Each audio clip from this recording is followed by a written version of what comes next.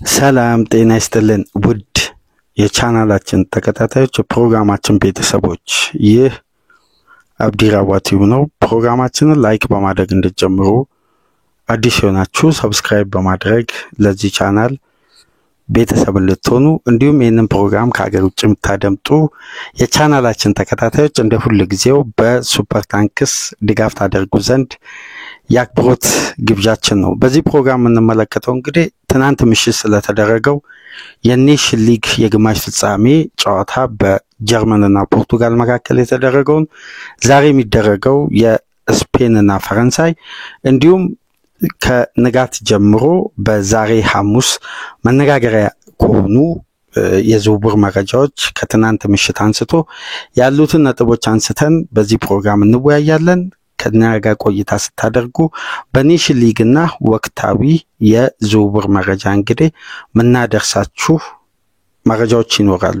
በቀጥታ እንግዲህ ከኔሽን ሊግ ጨዋታ ውጤትና አንዳንድ ከጨዋታው ጋር በተገናኘ መነሳት ያለበትን ነጥብ አንስተን እንግዲህ በቀጥታ ወደ ዝውውር መረጃችን ምናልፍ ይሆናል። በተለይ የምሽቱ ጨዋታ በአብዛኛው የተጠበቀው የእንግሊዝ የብሪቲሽ ሪከርድን በመስበር ወደ ሊቨርፑል ለመዘዋወር ከጫፍ የደረሰው የፍሎሪያን ቪዝ የምሽቱ ጨዋታ እንግዲህ በአብዛኛው በሚዲያው ከቨር ያገኘ በተለይ ደግሞ የሁለቱ ቡድኖች የረጅም ጊዜ ታሪክና በተለይ ጀርመን ፖርቱጋል ላይ የወሰደችው ፍጹም የበላይነት ላለፉት 20 እና ከዛ በላይ አመት ፖርቱጋል ጀርመንን ማሸነፍ ተስኗት እንግዲህ ለረጅም ጊዜ ቆይታ ነበር።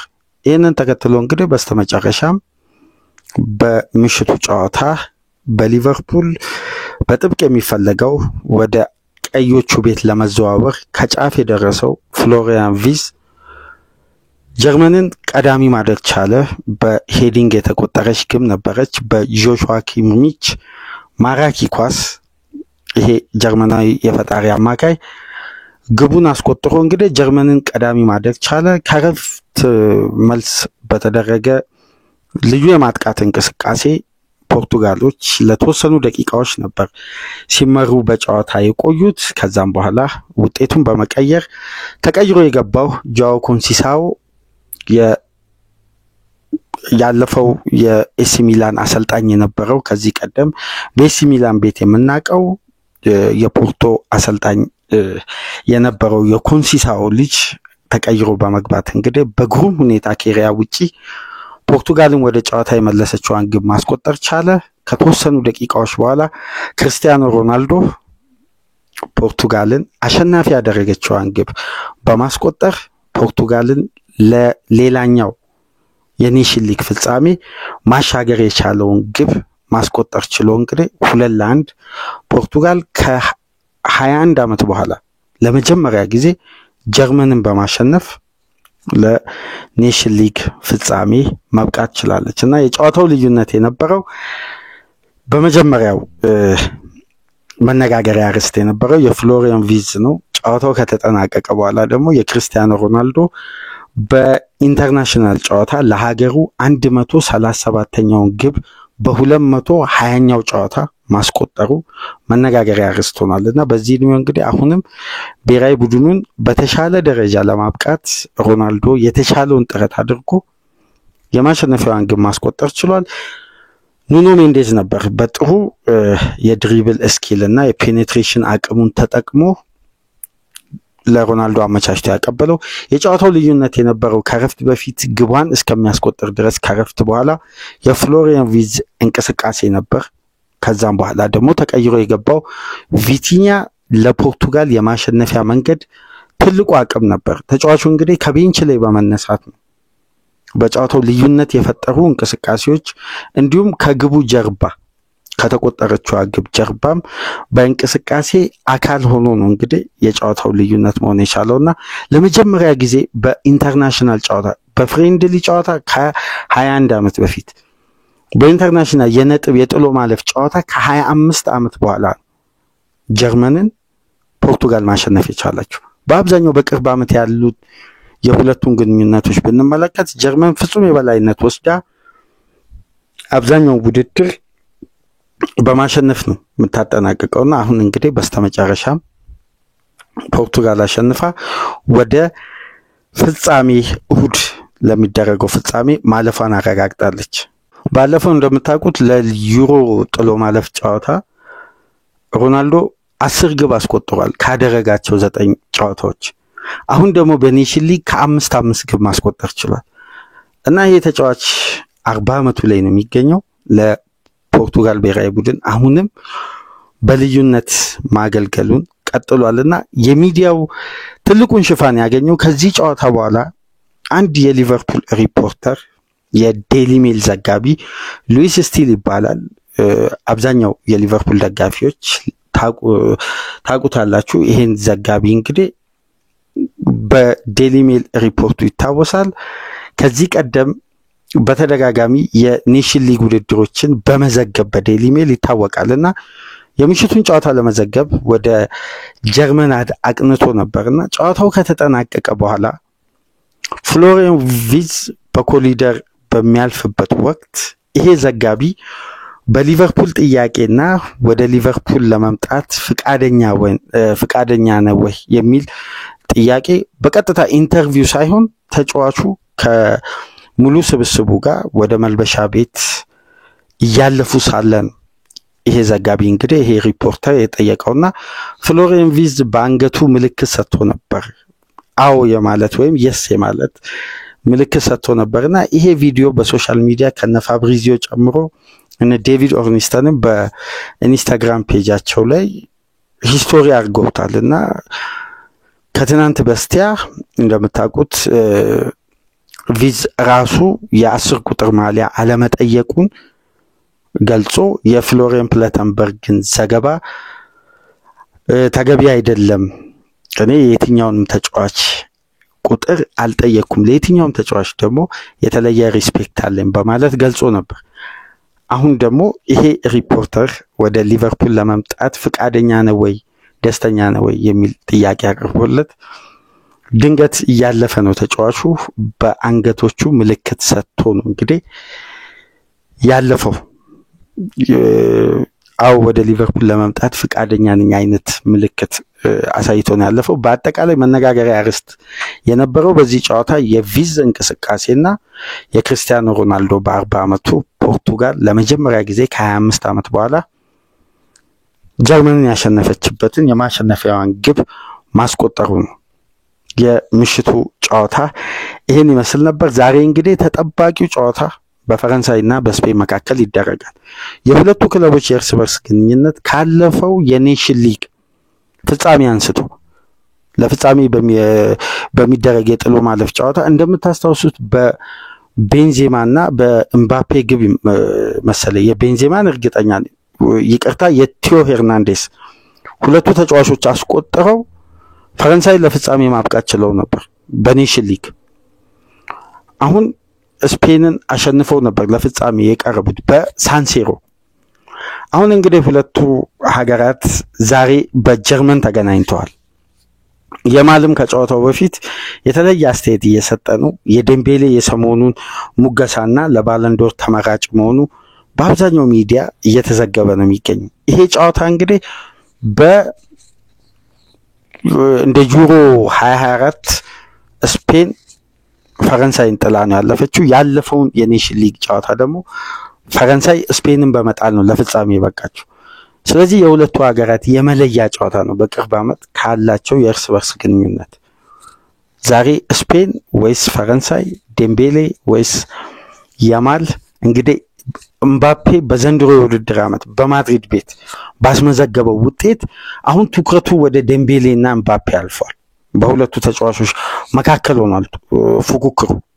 ለባለንዶር የሚደረገው ፉክክር ሳላን ራፊኛን ጨምሮ በእነዚህ ተጫዋቾች ዙሪያ ሆኗልና የዛሬው ጨዋታ እንግዲህ በጉጉት እንዲጠበቅ ከኔሽን ሊግ ትኩረት በላይ በዚህ ጨዋታ የትኛው ብሔራዊ ቡድን ያልፋል፣ የትኛው ተጫዋች ነጥሮ ይወጣል የሚለው በጉጉት እየተጠበቀ ነው። ምሽት 4 ሰዓት ላይ የሚደረግ ተጠባቂ ጨዋታ ነው። እሱን ጨዋታ ተመልክተን ደግሞ በንጋት ፕሮግራማችን በአርብ ይዘንላችሁ ምን መጣ ነው የሚሆነው። በቀጥታ እንግዲህ ወደ ዝውውር መረጃዎች ስናልፍ አብዛኛውን የረቡ ዘገባ የሚያሳየው ከምሽት ጀምሮ እስከ ሐሙስ ንጋት ድረስ ይሄን ፕሮግራም ወደ እናንተ እስከምናደርስበት ሰዓት ድረስ አብዛኛው የእንግሊዝ ሚዲያም የታመኑ ዘጋቢዎችም ይዘው የሚወጡት ስለ ማንቸስተር ሲቲ ነው። ማንቸስተር ሲቲ ከቀናት በፊት ገልጸንላችሁ ነበር። አስፈሪ የሆነ የቆሰለው አውሬ ፔፕ ጋርዲዮላ በሚል ትልቅ ጽሑፍ ጽፈን በቴምብሌናችን ላይ መመልከት ትችላላችሁ። ከባድ ጥገናዊ ለውጥ በጣም በተጠና ስልታዊ ጥገናዊ ለውጥ እያደረገ የሚገኝ ጠንካራ ስትራቴጂ መርጦ ልክ በነዚህ ቀጣይ አንድ ሳምንት ውስጥ ለቅድመ ውድድር ጊዜ ዝግጅት ለክለብ ወርልድ ካፕ ብቁ እንዲሆን ስብስቡ በተሻለ ጥራት ለክለብ ወርልድ ካፕም ለቀጣይ የውድድር ዓመትም ለመዘጋጀት ሲቲዎች ከወዲሁ ጣጣቸውን እየጨረሱ ነው። ትናንትና ቀን ላይ ካደመጥነው የተረጋገጠ መረጃ መካከል በፋብሪዚዮ ሂርዊጎ የተባለው የመጀመሪያው ታጀኒ ራይንደርስን ነው። ከቀናት በፊት ገልጸንላችሁ ነበር። የኤሲ ሚላኑ አማካይ የጊዜ ጉዳይ እንጂ በውሃ ሰማያዊዎቹ ቤት የመታየቱ ወይም ወደ ውሃ ሰማያዊዎቹ መዘዋወሩ የማይቀር ነው ብለን ስናነሳላችሁ ነበር። በ55 ሚሊዮን ፓውንድ ተጨማሪ ክፍያ ተካቶበት እንደ ብቃቱ ይሄ ኔዘርላንዳዊ ተጫዋች ወደ ሲቲ መዘዋወሩ ተረጋግጧል። ለሕክምና ምርመራ ምናልባት ዛሬ ወይም ቀጣይ ሳምንት በስራ ቀን ወደ ኢትሃድ መጥቶ የሕክምና ምርመራውን ያደርጋል። ሁለቱ ክለቦች በአከፋፈል ስርዓቱ በሁሉም ረገድ ተስማምተው ራይንደርስ እንግዲህ የሕክምና ምርመራ ማድረግ ብቻ ነው የሚቀረው። ሁሉም ነገር ተጠናቋል። ብዙም ደቂቃ ሳይቆይ ነው የኦሬያን ቸርኪን ዝውውር ያደመጥነው። ይሄም ተጫዋች እንግዲህ ወደ ሲቲ ለመዘዋወር ከጫፍ ደርሷል። ሁለቱ ክለቦች በድርድር ላይ ነው የሚገኙት። ሲቲ ስለ ቅድመ ክፍያውና አንዳንድ ሁኔታው ከሊዮን ጋር እየተደራደረ ነው የሚገኘው። ይሄም ተጫዋች በቀጣይ ሳምንት ራይንደርስን ተከትሎ ውሃ ሰማያዊዎችን ይቀላቀላል። በግል ስምምነት እንግዲህ ሲቲዎች ቀደም ብሎ ከተጫዋቹ ጋር ማጠናቀቃቸውን ተከትሎ ክለብ ከክለብ ጋር በሚያደርገው ድርድር ከጫፍ ደርሷል። ምናልባት ዛሬ ይሄም ዝውውር ይጠናቀቃል ተብሎ ይጠበቃል። ምሽት ላይ ደግሞ በድጋሚ ከማንቸስተር ሲቲ አገኘው ባለው መረጃ ፋብሪዚዮ እንዳጋራው ከወልቭስ ጋር የመጀመሪያ ዙር አድቫንስድ ስቴጁ በስምምነት ተጠናቋል። አሁን ስለ አከፋፈል ስርዓቱ ብቻ እየተደራደሩ ነው የሚገኙት በአልጄሪያዊው ኤንት ኑሪ ዝውውር ዙሪያ። ይሄም ተጫዋች ወደ ማንቸስተር ሲቲ ራይንደርስና ቸርኪን ተከትሎ የሚቀላቀል የግራ ፉልባክ ነው። ስለዚህ ሲቲ በአንድ ቀን ነው የሶስት ተጫዋቾችን ዝውውር ያጠናቀቀው ከስምምነት ላይ ደረሰው። በቀጣይ ሳምንት ሶስቱም ተጫዋቾች ወደ ማንቸስተር ሲቲ ለሕክምና ይመጣሉ ወይም በቀጣይ ጊዜያት ውስጥ ዛሬን ጨምሮ ክለቡ በራሱ ኦፊሻል ፔጅ ይፋ ያደርጋል ተብሎ ይጠበቃል።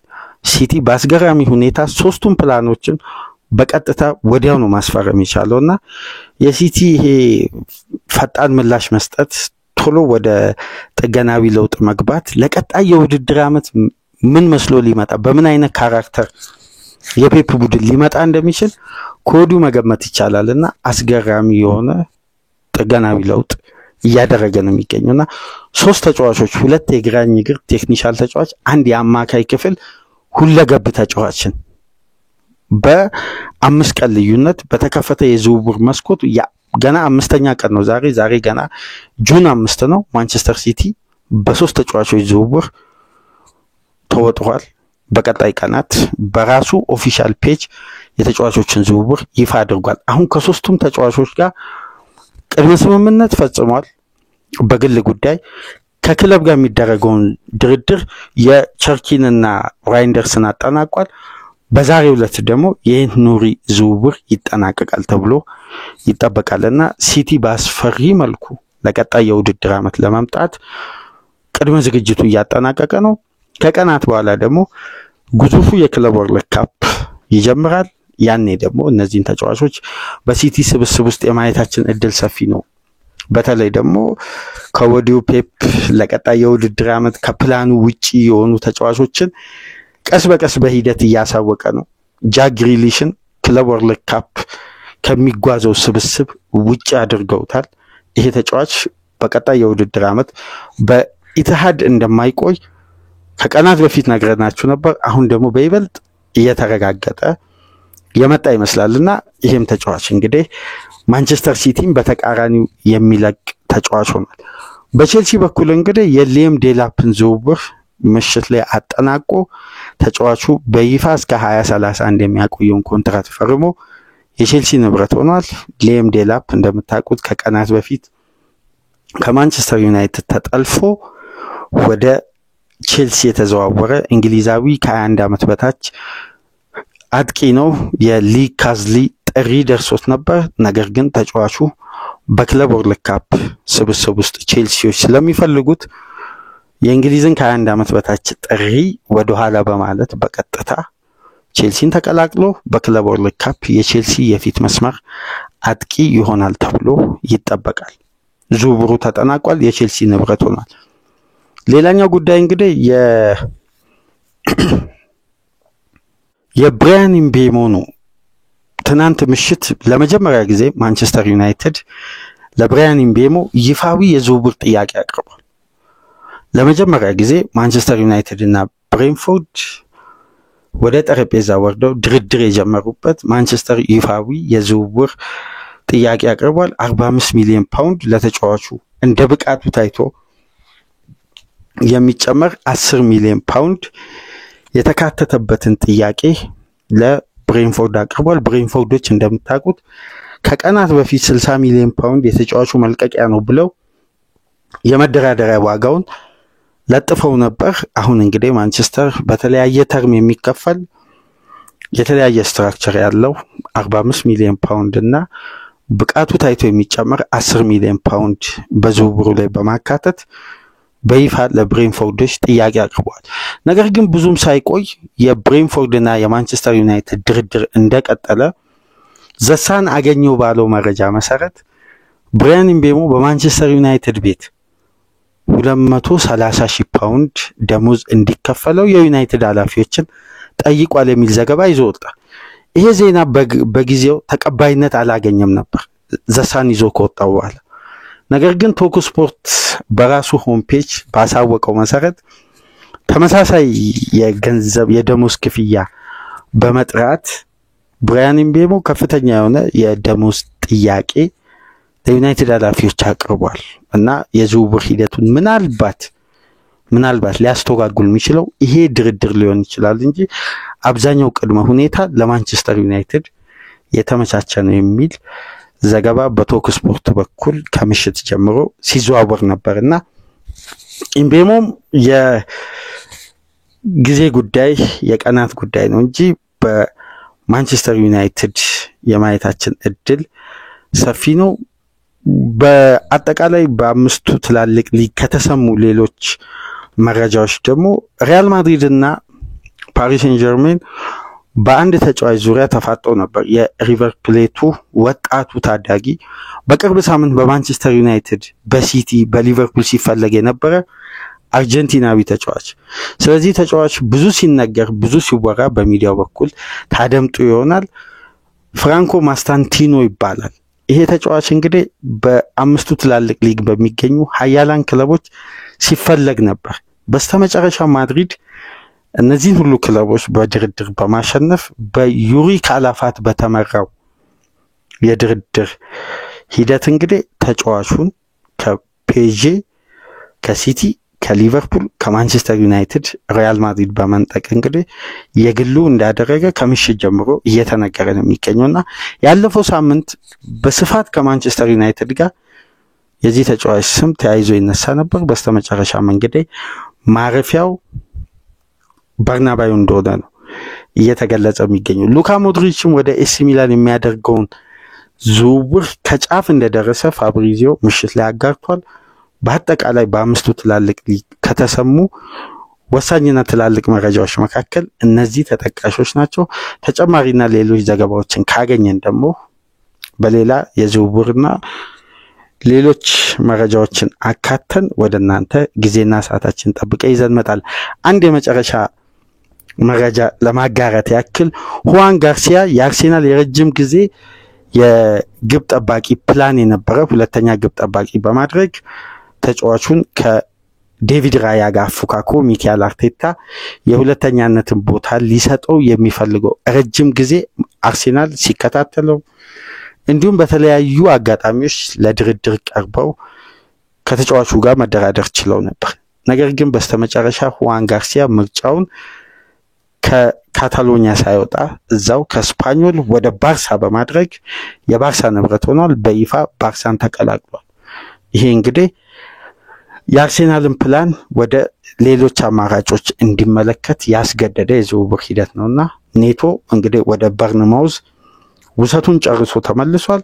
ስለዚህ አርሴናል ሌላ ተጨማሪ ሁለተኛ ግብ ጠባቂ ስለሚፈልግ በገበያው ላይ ግብ ጠባቂን በማስፈረም በዚህ የዝውውር መስኮት አርሴናል ይሳተፋል ተብሎ ይጠበቃል። በአጠቃላይ ያለው ወቅታዊ የዝውውር መረጃ ይህን ይመስላል። በሌሎች መረጃዎች ወደ እናንተ አዳዲስ ዘገባዎችን ስናገኝ ይዘንላችሁ ምንመጣ ይሆናል። ፕሮግራማችንን ላይክ አድርጉ።